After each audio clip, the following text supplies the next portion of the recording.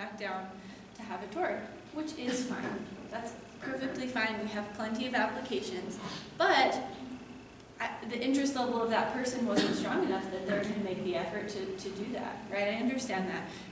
As you all know, right, you all have special circumstances. You all are different people. And that is true for the other 5,500 applicants that applied to my school. Okay, so it's okay if I'm not the top choice, it's okay, whoever, but you know, we do know if it's, we do, again, we're very efficient with our time, so we need to know if that's worth it, right, for us. Okay, so yeah, back to this. So the reasons that the communication is important is because it shows us all of these things, right? That you have a level of professionalism, and I'll get into that a little bit, that you want to be remembered. It's true. If you come and visit the school, I'm probably going to remember you. Okay? So that's a true thing that you might hear. It's not a waste of your time. It's not a waste of my time.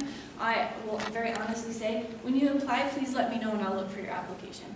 Right? If we've talked in person and you're really interested, then I'm really interested in you too. Right? When I say me, of course, I'm talking about admissions rep.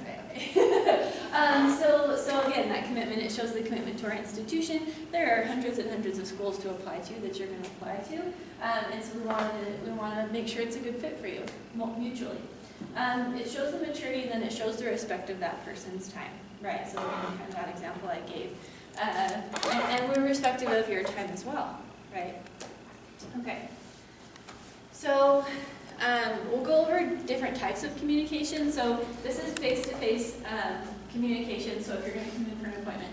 So again, we do those touring transcript days. We have 2 open houses every year. We have one in the spring and one in the fall. Everybody that's a pre-med is welcome to come. It's free. You can come with a tour, and we'll do a few lectures. It's really, really fun time. So if you're going to do that, first of all, make an appointment. Believe it or not, I mean, again, I don't know, now my vision is skewed. We have drop-ins that they just drop into the school, they want a tour. We're a private institution, you have to badge to get into the school, okay? So you can't just drop in and think, hey, I just want to wander around, right? We don't allow that. All the students have a badge. Most medical schools do this. All the faculty have a badge. Our doors are open during business hours, but that's it. They're locked otherwise. Okay, we have a security desk, you have to check in there. So if someone drops in and wants a tour, really unlikely that I'll be able to do it, or whoever, right? It's also, I don't know, it shows awareness of kind of where you are, right? You have to know that this is a professional environment. It's the highest level of education that you're going to have. And so we don't want people just wandering around that we don't know who they are, right? The students are very busy, the faculty are very busy, the staff's very busy, and so we have to know what's going on in the building at all times. And so you're probably not going to be able to get somebody to just come out and give you a tour if you drop in. So make an appointment, happy to make the appointments. You know, again, I'm flexible on that depending on the day. You know, if we have 30 or 40 minutes, we try to be flexible with that, but mostly it's going to be those touring transcript days. So you want to dress professionally, business casual is fine, right? Don't show up in a hoodie or whatever for your appointment. Because most schools, the students are going to have a dress code. Okay, so you just want to be on that same level. So you want to be prepared for your meeting, right? If you sit down in front of the admissions representative, don't say, all right, so what do I need, right? Bring your transcripts, bring your resume, know what you want to talk about, know what your questions are, because as you know, sitting in these seats, it's a lot, right? It's a lot of things that you'll have questions about. Be kind to all of the staff that you come into contact with. This is very strange, but it happens a lot. So the worst example I'll give you. You know, be nice to whoever you come into contact with, but this is a bad example. So I had I oversee my department, and I had a male, you know, I supervised a male employee. So the people came in and they said, hi, we have an appointment with a counselor and we're only addressing him, right? He was an administrative assistant. Their appointment was with me. But they were talking directly to the male, assuming that he was the supervisor, right, of the department. So obviously that was very uncomfortable when I had to say, oh, I'm sorry, your appointment is with me. You know, you can come back. come back to my office or whatever. So it's not that they were unkind, but that was embarrassing, right, for them. So so just be aware and treat everybody the same, right? Treat everybody as if they are your rep that's going to remember you or whatever. Okay, I mean, you should do that. Okay. No, but you know what I mean. Yeah, and then of course don't make the assumptions of who's who. And of course, always be respectful. That's right. But you are coming into this environment, and you're coming in as, you know, our customer. We want you to leave and knowing everything that you want to know. And being professional and respectful is something that you're always going to have to do in that environment once you become, you know, a doctor, pharmacist, whatever you're doing. Any questions so far?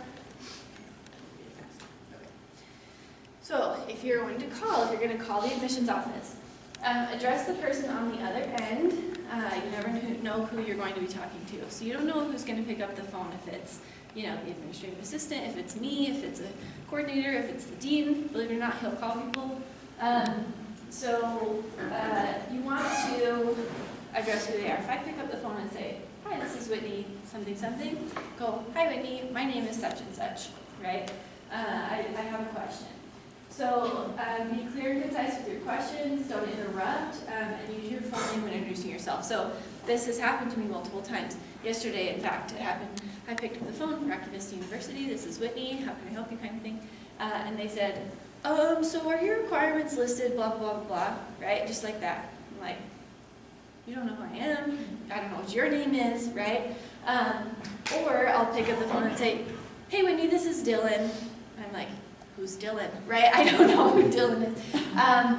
The best phone calls, and my accepted students still do this, actually, and I know exactly who they are because we only have a class of 125 people, but they'll call and say, "Hi Whitney, you know, this is Dylan Smith. I'm an accepted student coming in for the class of 2023. I'm starting in July, and I just had a few questions," right? That actually wasn't even necessary, but that's the reason that they're an accepted student. Right? Like, I know who they are once they say their name. I know that they're an accepted student, that they're coming in July, everything like that. But they're very professional about it, right?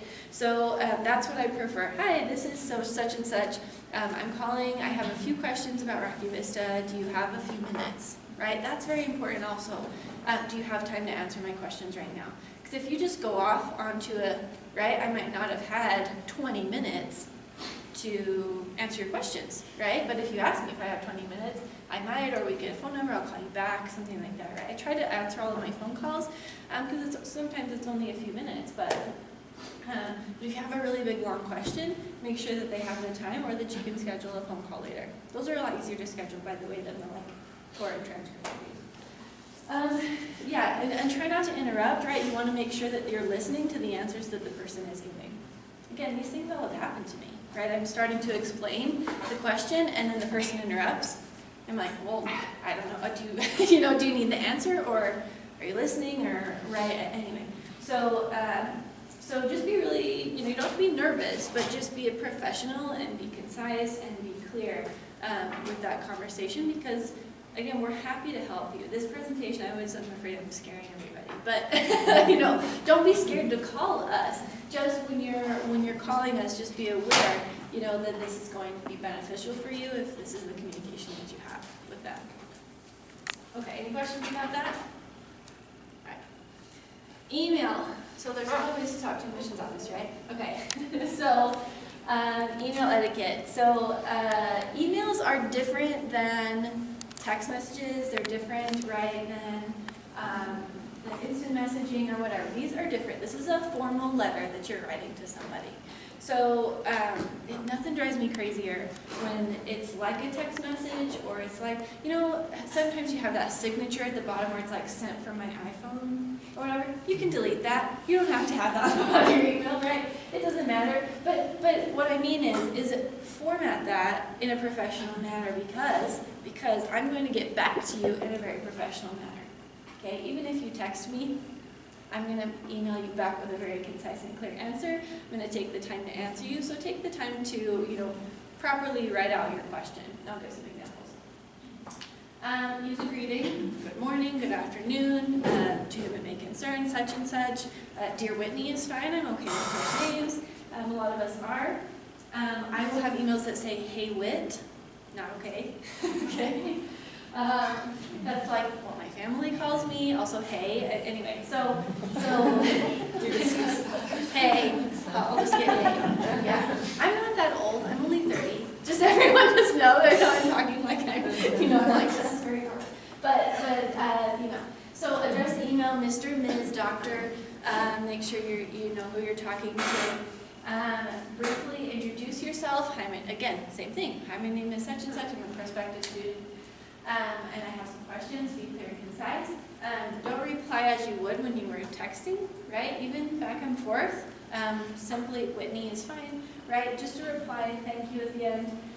Give as much contact information as possible for us to get back to you, right? It's okay to add that email signature. It doesn't just contain your name, your email, and your phone. Then I know how to get back to you, because sometimes you'll write me an email and I'm like, you know what, this would be easier over the phone, so I'll call you, okay? So just be really cognizant of that, because again, a lot of it is texting. It's a texting format, and that's not the same as an email. Sometimes I feel like I'm being very picky. Our dean just did this to our entire staff about a month ago. He was like, listen, everybody, we have to get up our email etiquette to each other, right? So it is really important. So think prompt, polite, and professional, okay? Prompt because limited time on your side and on our side, okay? Polite and professional, of course, those are self-explanatory. Okay. Yay, the examples. Alright. So this is the exact email that I got from somebody. I just got my MCAT score back, and unfortunately I didn't do it well as I hoped. I scored a 499, and before I apply, I want to be sure that the 499 means I should not apply to RVU. Thanks for your time period. Who is this, first of all? Right, and sometimes the emails are like, soccer kid, you know, something. So how do I address this person? So, a 499 doesn't mean you shouldn't apply to RVU. But this isn't a great way to send this email, right? Because take steps to find out, okay, our minimum is 500. So he could have said, or she could have said, I know that your minimum is 500, but I'm retaking it in such and such month, and I'm wondering if I get the 500, am I still eligible? Can I still apply right now? It's a very complicated question, right? This isn't a yes or no. Any questions about that? Okay, next one. Good afternoon. That's fine. According to the link below, I am eligible to continue with your admissions process. That's the link to my website. I'm extremely familiar with what's on my website, okay? So this person decided that they should send me my link to my website because they qualify this way. Sent from my iPhone. No name, no whoever.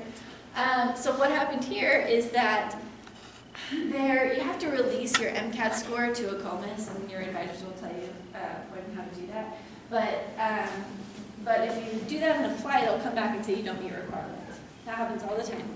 So this person, instead of looking into any of it or whatever, this is the email they chose to send, right? You can see why this is a problem. Okay. All right, so this is hey there. Hey there. This is from an accepted student, so that's not always, right, an accepted student. Hey there. I met this person in person, right? I submitted my first due deposits to RVU Utah, but have since become unable to attend. This is probably a week after the deadline, right? After they missed the deadline. I've withdrawn this person. We've moved on. Is there a procedure for getting a refund for my deposit? Thanks. It's clearly stated the deposits are not refundable, right? I don't know who this is, or you know, hey there. Hey there was the kicker. So, all right. Hi Whitney. Fine. I'm fine with hi Whitney, right? A little bit informal is okay. On your website, it specifically states a minimum science and cumulative GPA of 3.0. My GPAs are as follows. How do I not meet the requirements? The email is fine, right? So this is, again, that thing where they don't meet requirements because they didn't release their MCAT score. However, the bottom, please call me, there's too many numbers. So I can't call this person back, right? Because they didn't proofread. So the email's fine. Again, proofread a little bit. What was I going to say about this? Oh, so I might get into it, but even if I call, I want you to do it today, okay? Because it drives me crazy. I will call people to tell them they're accepted, and it will tell me their voicemail box is not set up or that it's full. What do I do? I'm like, I guess I'll move on to the next person, right? No, we don't give away seats like that. But, no. But then I have to send them an email. I'm not going to give away your seats, no. So then I have to send them an email and say, hey, please call me, rather than just send them their acceptance over email. And so I'm like, please call me. I don't know, your voicemail box is full or it's not set up. I can't get to you, right? So seriously, do it today. Make sure it's not full. Make sure it works. Make sure it's set up. And then also make sure your voicemail box either says your name, right? Or even if you have the callback on where it says, it's a robot and it says blah, blah, blah is not available, make sure it doesn't just read out your number, right? If I call you and you're accepted, I'm still going to leave a message just because, right, I've got a lot of other people to call. But I'm not sure it's you because it just reads out your phone number. So I'm like, hi, this message is for Sarah. I just want to let you know you're accepted. Yeah. So just make sure that all of those kind of things are set up. I know it's little, but it's important. And the other thing is if you don't have an email that's just like, whitneyjohnson@gmail.com, make one of those, right? Again, when it's like soccerkid97, not helpful, right? For me. So make sure all of that stuff is all in line when you're doing all these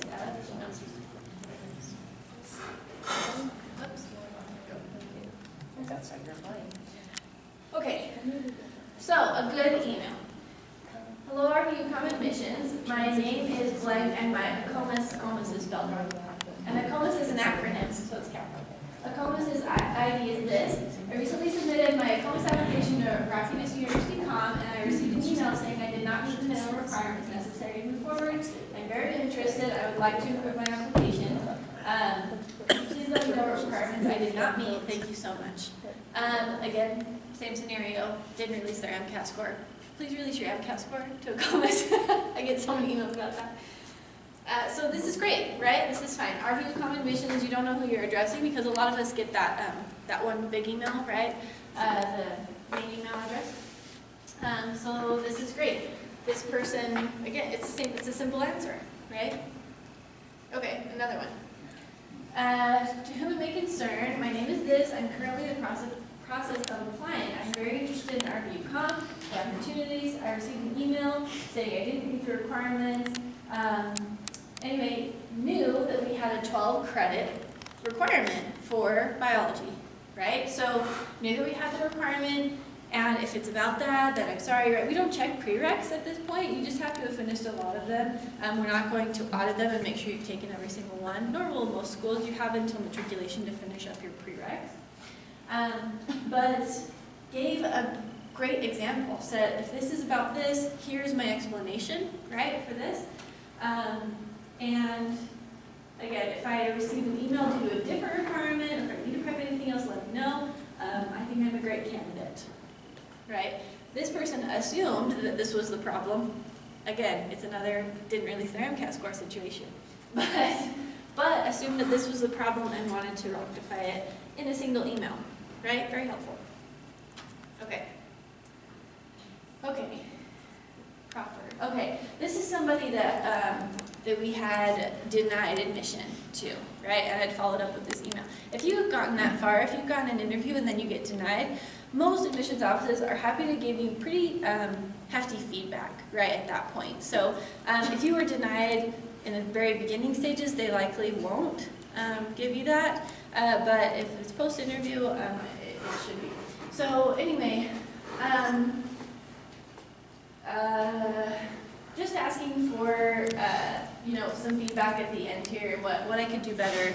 I have a hard time understanding this. I can't remember the situation. It was a couple of years ago, but so previous program such a red flag. Oh, so this was somebody that had applied to medical school, gotten in, done like a semester, and then withdrawn, right?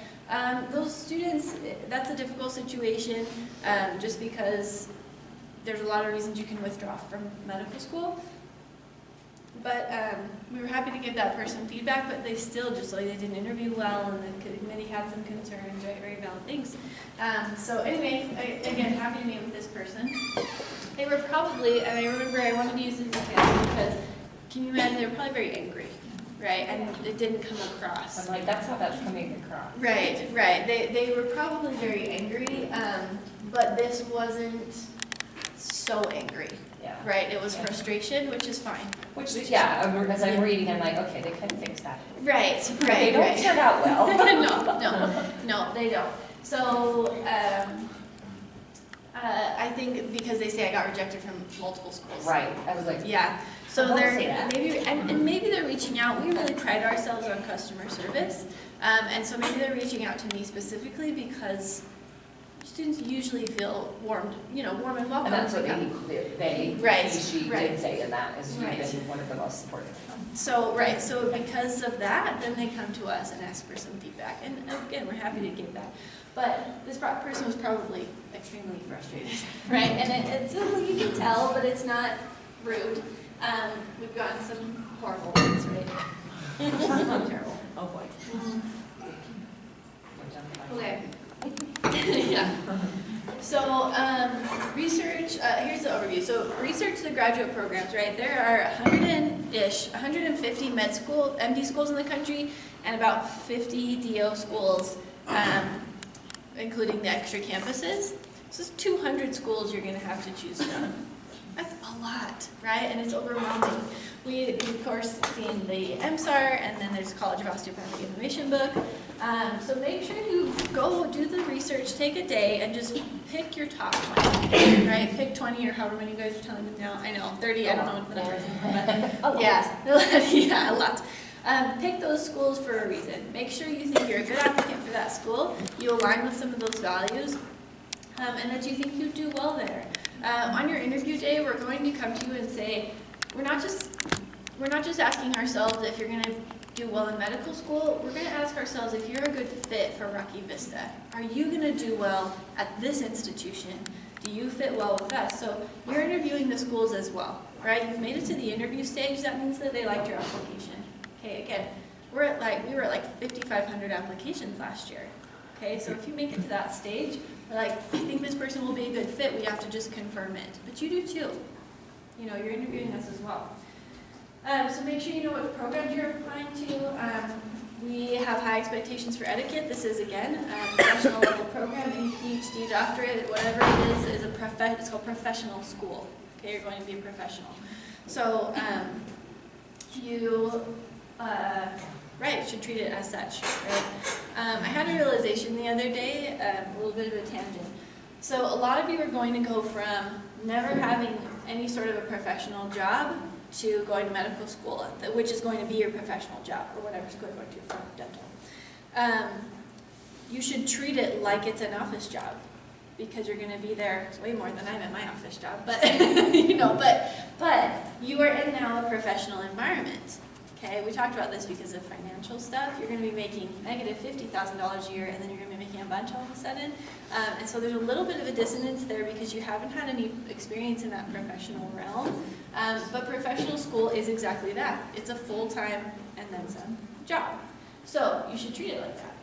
Okay, yes, you are a student, but the respect that we have for our students is mutual, right? They respect us, we respect them as professionals. And so we expect that from the interviewees. You guys already have the dress, the clothing? No, that's right. Yeah, okay. The one thing, so if you buy a new suit, please cut the...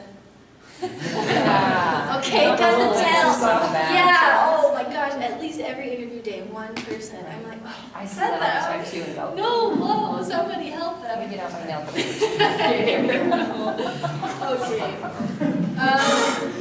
Okay, so yes, so please be sure to address every person properly and with intent. We just have students all the time who, if somebody looks unimportant, they don't pay them any attention, right? Little do they know, I have students, I have faculty and staff that are interacting with those students all day. You're being interviewed the whole day, right? Whether it's an interview or not, if you come to campus, people go and say, hey, who was that? That was a really awesome candidate. Let's make sure, we get them back in here or something, right? So be intentional with all of the stuff you do. Be sure to follow the instructions. My example is students will ask me to send them a course list. I'm like, it's online, man. Or go to the ACOMAS course subjects website, right? The ACOMAS or AMCAS will have a list of what qualifies as behavioral science, what qualifies as biology, what qualifies as your kinesiology class, right? Those some that you've taken that might be a little confusing. They have those. So I went back and forth with the student a couple of times, right, until they wanted me to send it to them, right? Everything is usually online. So just follow instructions and do some reading before you reach out, right? Because usually we're just going to send you back to that page. Okay. Any questions for me? I know that was a lot. Makes sense? Yeah? Did I scare you? Okay. Yeah. So I don't know, one concern I think I've had is when writing like a thank you letter for an interview. Sure. Yeah. If we don't know who to address it to, is it fine to just send somebody an email to the general staff? Yeah, you can send it to the admissions office, right? You'll know the names of your interviewers usually. You can send a handwritten email or a handwritten note. An email is also fine if you want to send those thank you notes. We do get buried in those, so it depends on the program. If you felt strongly about the program, if you didn't, so you can. Anyway, it's fine. It will take email or card. But that's not for every program. Yeah. So you said typically, I don't know if it was last year or typically, but you get like 5,500 or something applicants. How many interviews are you normally getting out to that? To that many. Yeah. So there are going to be a number that don't qualify, right? They'll apply to our school and they don't qualify, so they won't move any further. You do have to fill out the supplemental and get to that point. So interviews offered is going to be about 50% extra, I want to say. So that's offered, but not all the students will sign up for that. So it's a rolling admissions, and so it kind of changes on the number. So if I was going to give I don't know, probably less than 8% will get an interview on that. Yeah. Yeah, but again, you're going to fill out the supplemental, and then you're going to have a certain amount of letters, right? And so if we email you and say we're missing a letter, actually, admissions offices aren't going to do that. So if I'm going to say anything, you need to make sure you're keeping up with your application. Okay, so if you've applied to an institution and you don't hear from them, they're probably missing something, but they might not reach out to you and let you know, right? You've got to make sure we require specific letters, we require you to fill out the supplemental and submit that. So if you don't hear from them, and then students aren't going to check and they're not going to check back and will never complete their file, right? So if you're missing letters, we have gotten to the point where we have too many applications to reach out and say you're missing letters. So you've got to check back and say, I submitted my supplemental a couple weeks ago, I haven't heard anything, is there something wrong? And then we can say, yeah, you're missing a letter, right? But we're not going to do that extra effort, especially in the busy season, when we're begging you to give us your stuff, right? Because there's other students that are complete and have read the requirements. So it'll tell you on your supplemental exactly what you need. But yeah, it's going to be, it's like in my head, it's about 8% are going to receive an interview. Yeah. Mm-hmm. So then of that, right, RHS is a little different because we accept over 80% of the people that we interview, but it's because we don't invite very many. Oh. Yeah. But so if you get the interview, it's highly likely that you'll get an acceptance, right? But you have to get to that stage. Right. You have to get the interview. Yeah. It's a little more difficult. So you'll have a lot of different interviews. Some will do big group interviews where there's 40 students in a day. We only do 12 in a day. And so we just have more interview days. But we're very careful, right, about who is a good fit for Rocky Vista. Most schools are going to be, because once you get to medical school or wherever you're going, they don't want you to fail out, right? We need to make sure, and that's what they're looking for.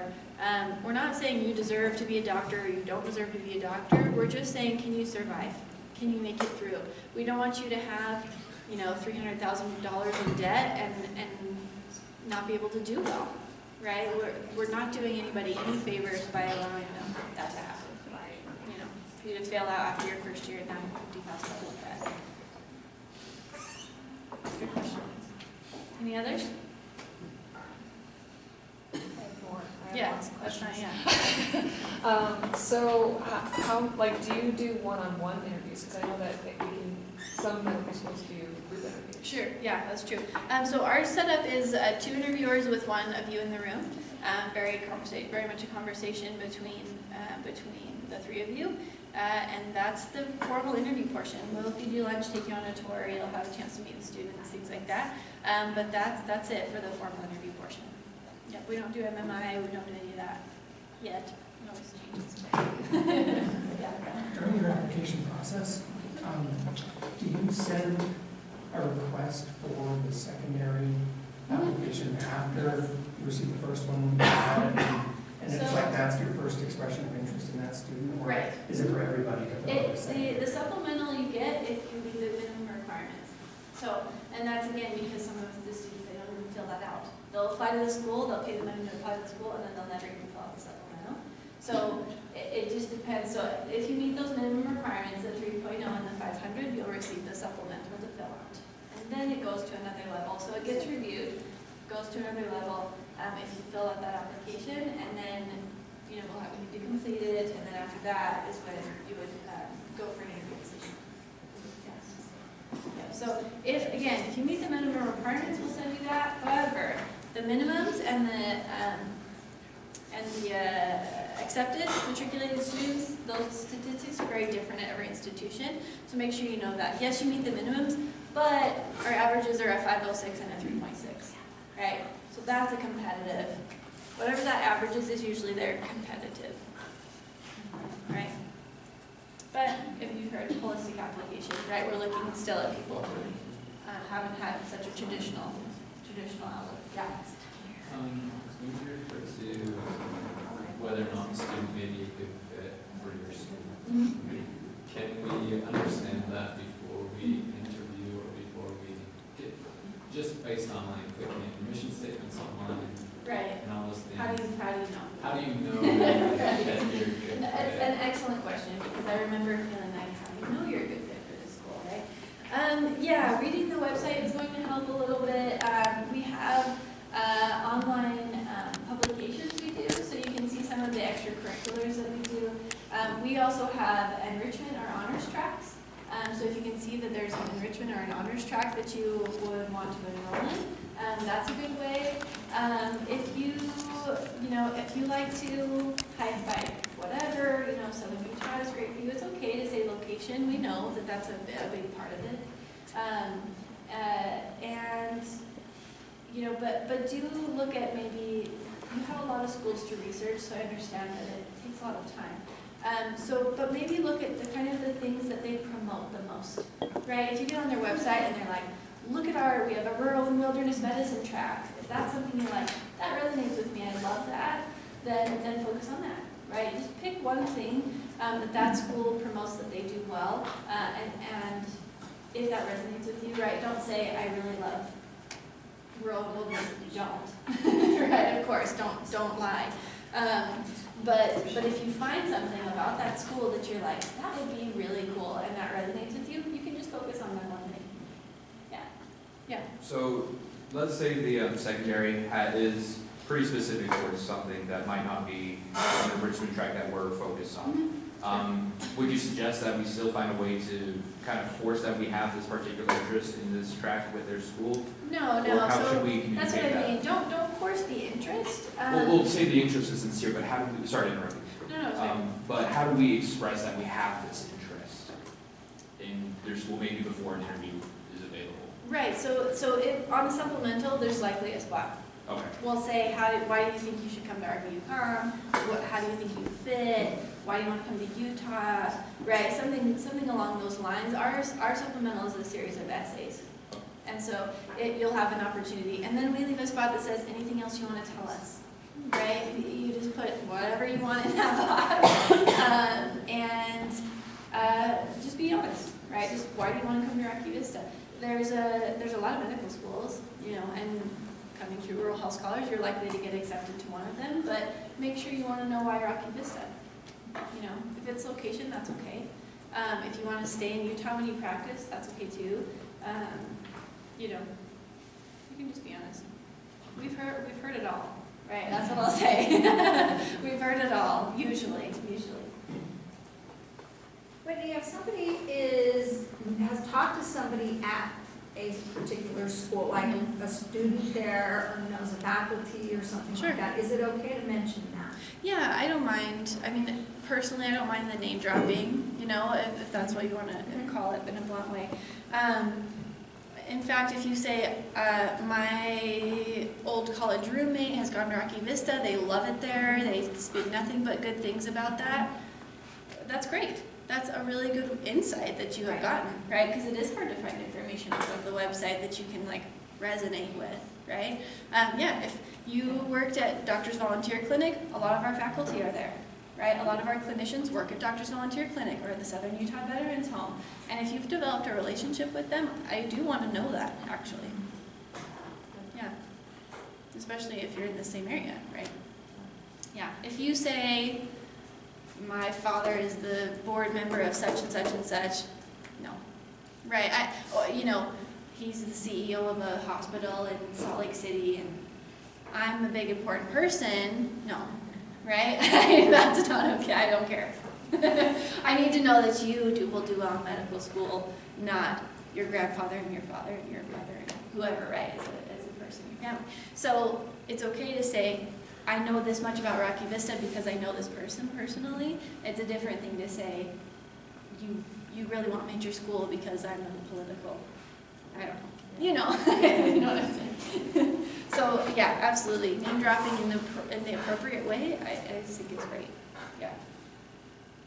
Good question. Yeah. With family members that were potentially like alum from the school, Mhm. would you say that you can name drop them, but say like they were very successful at your school and they've spoken highly about the program? Sure. Is that Right. okay? Mhm. Yeah, absolutely. Yeah. Yeah, as long as you're addressing the program and not the connection. Okay. That's probably a succinct way to say it, right? Doesn't matter that you're connected to this person. What did you learn from that connection with that person? Yeah, good question. There is a spot on your application to list family members that went to, and it'll ask you what institution and everything, so we will see that on your primary. Yeah. Any questions? That was a lot. Awesome. Okay, well, thank you so much. I'll hang out for a minute if anybody has questions, but yeah, thanks for letting me come and present, and good luck to everybody. How many of you are pre-med? I didn't even ask. Med, who's doing med? Okay, handful. Farm? Farm, over here, dental, and a handful. Okay, great. Any others, allied or nursing? PA. Oh, PA, yeah. PT. PT. What do we do today? Yeah, a lot more earlier in the week. This is I know, yeah, it's these are the Thursday. Survivors. I know. Yeah. Oh, yeah. Okay, well, thanks, yeah, thanks for about criminal background. I didn't. Would you maybe give it, we talked about that a little bit Yeah. this morning. Okay. From your point of view, Yeah. in terms of admissions, if you see a misdemeanor on there, what are you looking for the most? Or So it how- depends on the misdemeanor, right? Okay. So this is a good question because we are dealing with a student right now who has a charge but hasn't been convicted. Oh. Yeah. Yeah. So they did disclose it, right? But different, anyways, special circumstance. So if it's a misdemeanor, it's gonna depend, right? I don't know that like a DUI can be a misdemeanor or those things. Is that? I don't think so. I think it's always a felony. I think that's a Yeah. problem. So no felonies whatsoever. Misdemeanors, underage drinking is forgivable. Everybody kind of does that, right? You got a ticket. I know. But remember, we're getting all these applications. So Yeah, from all over the I country. had one, yeah, from all over the country. So underage drinking, if you have a ticket for that, forgivable if it was a long time ago, right? Let's see, somebody had a misdemeanor because they stole a stop sign. forgivable, right? That's okay. You know what I mean? It's not gonna, you know. So what we're looking for. Oh, and it was the explanation for that one was this long, right? So we're just like, I'm so sorry, I'll never do it again. You know. So that's forgivable. So what we're looking for are issues that you're gonna have in the future. We're not concerned about how well you do at Rocky Vista because you got a DUI 5 years ago. Are you going to be able to get rotations and residency because of that charge? That's what we're concerned about. We don't want to put you through medical school and then you can't get a job because you can't have the, right, you can't have that kind of stuff. You can't have controlled substance abuse possession or anything like that, selling it, right? You can't have the DUIs and get rotations and residency. They're not going to give it to you because you're a risk. Are you going to start using again? Are you going to start drinking again? That's the issue, is are you going to be able to match with this charge, right? So we're not concerned about, okay, you know, and again, it's the length of time. If it was a DUI 7 years ago, you know, that's also, that's going to go off your record soon, and that likely won't cause you issues because it was so long ago. I don't know if they're misdemeanors or felonies or what, like, levels those go at. I think maybe if you didn't hurt anybody else, it's a different level, right? So it depends on the charge, but we're very, very strict about it. So yeah, you can see the difference, right? The misdemeanor of the underage drinking, if you know, when you were 18, 19, whatever, versus a DUI somebody got in their late 20s, right before application. That's harder to overlook. So. I don't know that expungement always gets it off. I don't know how that works. The background check we do is really thorough, so I'm not sure how much comes up on that. If you get a speeding ticket, right. I'm also looking for multiples. Multiple charges and convictions are going to be rough, right? So if you've done that a lot, yeah. So you mean like multiple infractions or? Yeah, multiple infractions. Okay. I mean, multiple speeding tickets. I mean, stop going so fast, but you know, multiple underage drinking tickets or carrying, right? Carrying something you shouldn't be carrying. That's going to be right. It's a repeat problem. It's a repeat issue. So the question becomes: can they really stop this behavior? Does that kind of answer it? I hope. Yeah. It's muddy. It's a muddy area, but any other questions? Well, we want to thank Wendy for being here.